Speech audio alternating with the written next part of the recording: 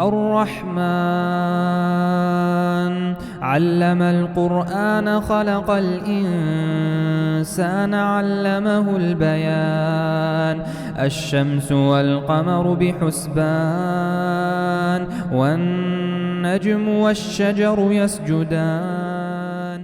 Assalamu alaikum, my friends. Welcome to another episode of the Revelation Experience. I'm Meraj Mohiuddin. Today we're going to be talking about Surah Al-Kawthar, which is another early Meccan surah in our journey through these early Meccan surahs.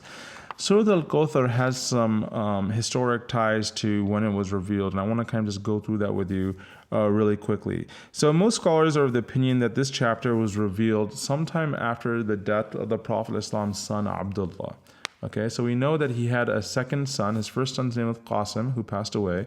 Then he had 4 daughters. We know the daughters, remember, they are Zainab, Ruqayya, Kulthum, and Fatima. And then we believe he had a son named Abdullah. And now Abdullah passed away. Obviously, the Prophet, peace upon him, was filled with sorrow at the death of his child. And this is how nasty people were. I mean, just imagine, right? Even if you had a coworker who you could not stand, and their child, they had a child who passed away or something tragic like that happened, even the nastiest person would, in their some level of humanity in their soul, feel badly for that person and at least offer a fake attempt at trying to make them feel better, right? I'm sorry for your loss, so forth. Well, look at who the Prophet, peace upon him, was dealing with. Now, one of the Prophet Muhammad's enemies was this really ardent idolater. Right? He's just like a nobody. He will never come up really again in the seerah. I'm not even going to mention his name because it's not important. But what this person did is, after the Prophet Muhammad, peace upon him, lost his son, he taunted the Prophet cruelly, saying that he will not have any surviving male heirs to his legacy. I mean, what a nasty thing to say. It's like, you lost your son, you have 4 daughters, and in that culture, you need to have a son to pass on your name. As commonly is the case here, people tend to take their father's name and so forth. So in that tradition, the Prophet, peace upon him, just lost his son, and this guy says, oh, your legacy, it's cut off. Like, it's all cut off, like it ends with you. What a horrible thing to say to the Prophet Muhammad, peace upon him. And this person would go around talking about the Prophet Muhammad, and he would say, leave him. He has no sons, and so no one will remember his name after he dies. That's what he would say to the people in Mecca. And remember, when I say Mecca, just to be clear here, Mecca was a tiny place. Now when we look at Mecca, we imagine millions of people and so forth. Mecca was like the size of the masjid. When you look at Medina, for example, the current masjid in Medina is greater than the size of what Medina used to be as a settlement at the time of the Prophet Muhammad, peace upon him. So one person can easily spread the news around to everybody in a day or two, right? And that's what this person would say. Leave him alone. He has no sons, and no one will remember his name after he dies.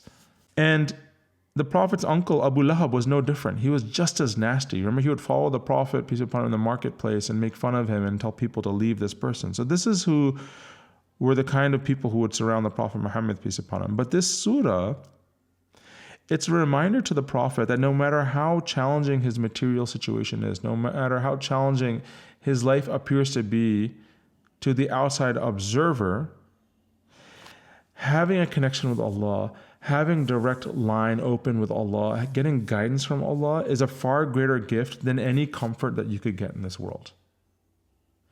Now, I know maybe some of you, some of the young ones who are listening to this can't imagine that. And it sounds like, something a philosopher would say, oh, if you have God, you don't need the world. The reality of the situation is there are so many people who have so much of the world, and they are so unhappy. If you look at the amount of antidepressants that are being used in the industrialized world, in the developed world, it's shocking. There's like a correlation between how upset and how unhappy people are and how rich they get.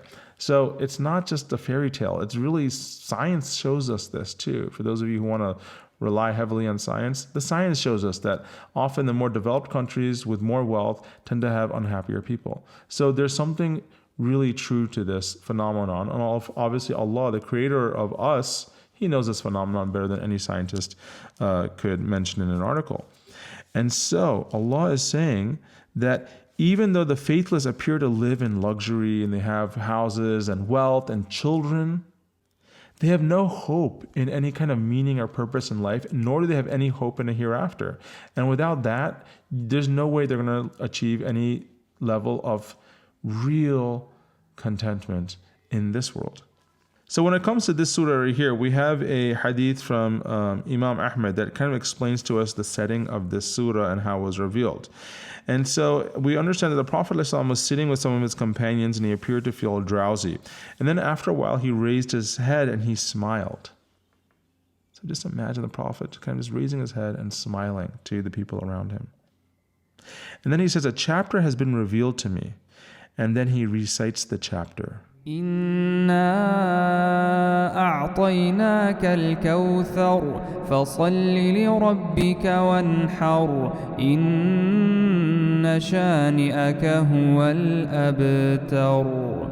So the surah begins, Inna a'tainaka al-Kawthar. And so the Prophet, after he recited this, peace be upon him, he says, do you know what Al-Kawthar is? Al-Kawthar we translate as abundance. Do you know what Al-Kawthar is? And so the companions replied, as they always do. They always said, God and His Messenger know best. And then the Prophet, peace be upon him, responded, it is a stream in paradise filled with blessings. It has been given to me by God. On the day of judgment, my people will gather around it, and it will fill as many cups as there are stars in the sky. Some people will be pushed away from it, however, and I'm going to ask, but my Lord, they are also my followers. And a voice will say, you don't know what happened after you. Very powerful hadith here, which is explaining that Al-Kawthar is actually a fountain given to the Prophet Muhammad, peace upon him, to, as you could say, water his flock. Remember, he is a shepherd and we are those following him. So he is going to give us water to drink. This is Al-Kawthar. It's given specifically and only to the Prophet Muhammad sallallahu alaihi wasallam. And this is a gift that was given to him, and this made him so happy.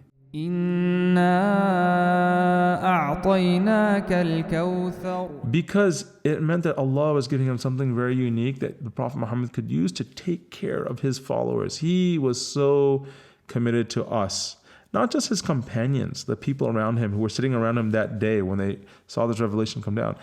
You have to believe in your heart, was thinking about you and me listening to this right now. He was so concerned about his ummah. I mean, he would stay up all night asking Allah for forgiveness for us. He was so concerned about our welfare.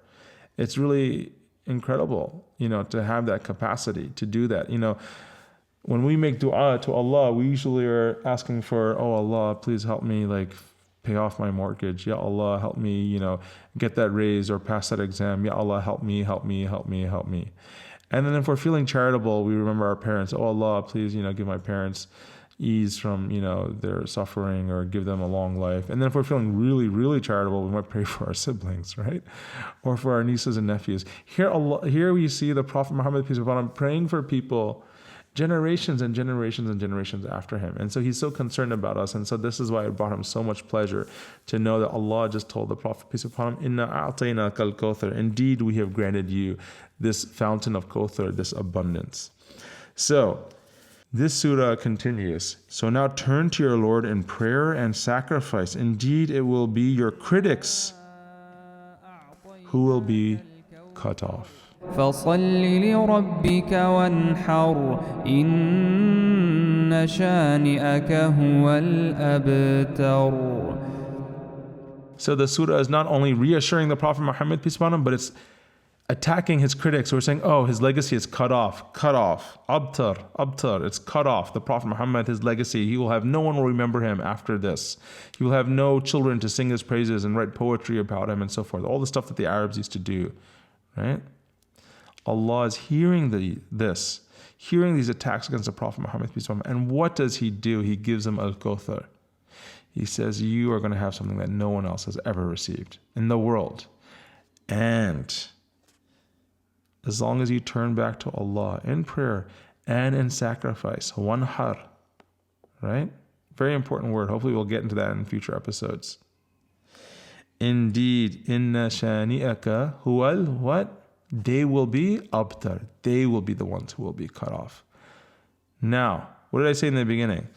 I actually didn't even plan this, but it worked out nicely. I told you, I'm not even going to mention the name of the enemy of the Prophet who used to make fun of the Prophet, because he never even shows up in the seerah. He's disappeared.